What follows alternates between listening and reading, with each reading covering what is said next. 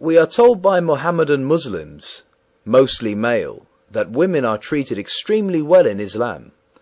We also see interviews with some Mohammedan women who are almost completely covered except for their face and sometimes only their eyes showing, confessing that they are liberated by their faith. Is this reality? Muhammad had a very conflicted attitude towards women. Although several verses in the Quran display some compassion towards them, nonetheless, other verses which abrogate and overrule the earlier ones show a distinctly low esteem for them in general. They are looked upon primarily as an object for sexual gratification and procreation. This is reflected in many verses of the Quran and many more, even more derogatory, in the Ahadith. Chapter 2, verse 223. Your wives are a tilth unto you, so approach your tilth when or how you will. Muhammadan Islam relegates womanhood to the level of a field suitable for plowing and sowing seed, and the man as the tiller. The Muslim wife is only a sex object for the Muslim husband's pleasure and desires, when, where, and how it suits him.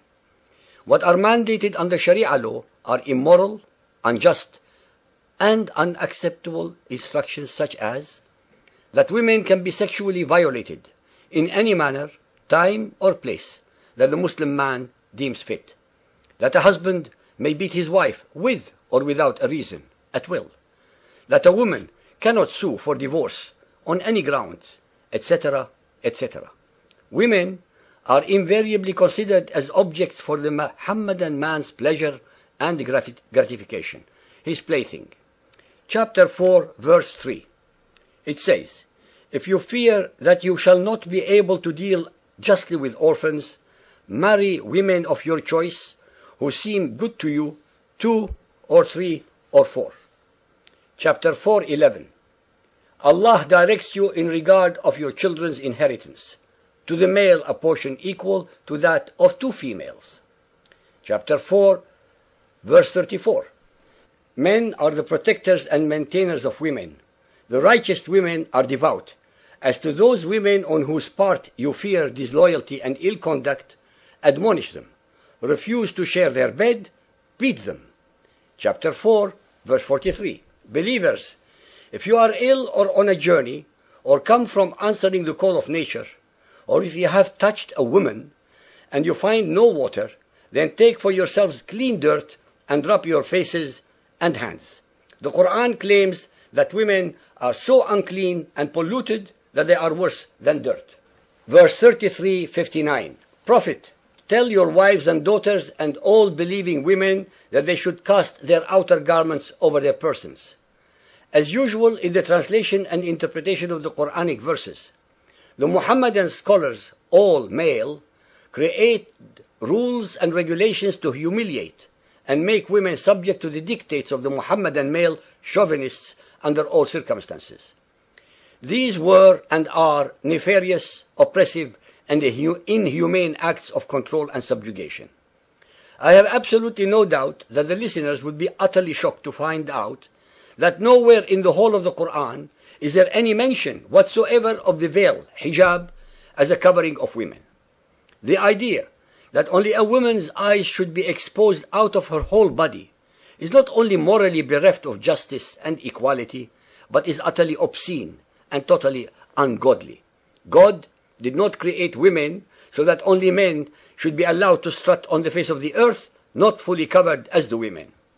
Another remarkable story is buried in the tradition that Aisha, the wife of Muhammad, related that he did not force his wives to wear the hijab, as in Sahih Bukhari Hadith 8.257, narrated by Aisha. Umar ibn al-Khattab used to say to Allah's Apostle, let your wives be veiled, but he did not do so.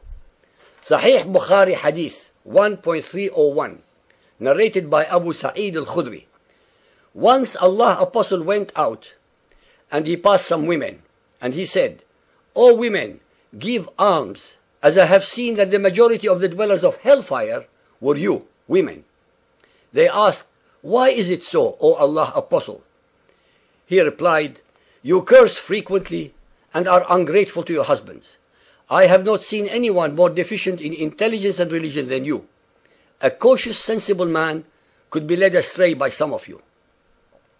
In Sahih Bukhari Hadith 1.493, narrated by Aisha, the Prophet said, "The things which annul prayer were mentioned before me, and those were a dog, a donkey, and a woman. I said, you have compared us women to donkeys and dogs."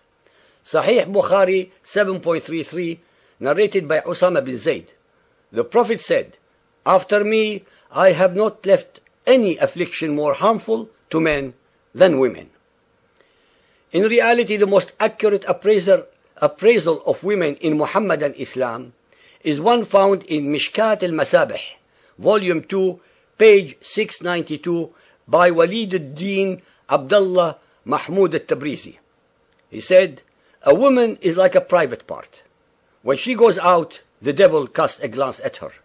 That is why women in Muhammadan Islam have to be covered from head to toe, because every square inch of their body is like a genital, which would arouse the uncontrollable sexual desires of the Muhammadan males." The references that I quoted so far are only a fraction of more to be found in the Quran and the Hadith, but I hope will suffice to demonstrate the reality of how women actually fare under Muhammadan Islam as compared to the lies and falsehoods repeatedly declared by invariably the male Muhammadan Muslims in the news media.